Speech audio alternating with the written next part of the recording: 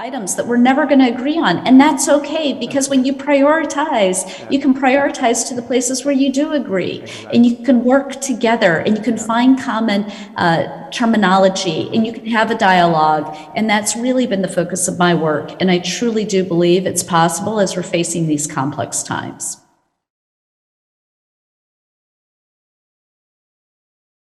We need to introduce young children to the thrill of actually designing and building stuff, putting things together. Okay, but to digress a little bit and take it back to the bigger picture, one thing I'm very alarmed with right now is what I believe is coming out of the world's political class and the elite class is this concept of something called the Great Reset. I see that as basically they don't understand what the solutions are to the challenges that they see the world now facing. And they're trying to take us backwards in terms of how we respond to those. Somehow they think that sometime prior to this, the world had better solutions. Right. I see the need now for what I call the Great Revitalization. One of the things we've been really pushing recently and are really trying to get engaged in schools in a variety of countries is that engineering is fundamental all the way through. So it's not just something you get to when you're at university.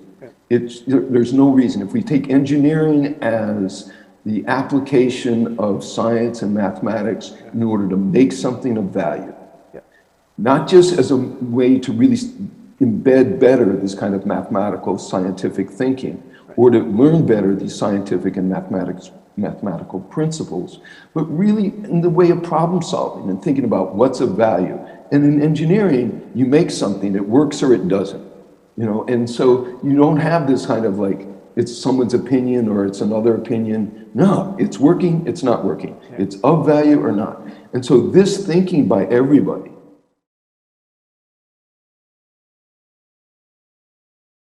since we have government as kind of an overarching organization which has, in some cases, the final control over what's done and what isn't, and what's funded and what isn't, we need to see to it that our elected representatives have some sort of understanding of the engineering and scientific principles that have already been mentioned, that have to do with problems in the world.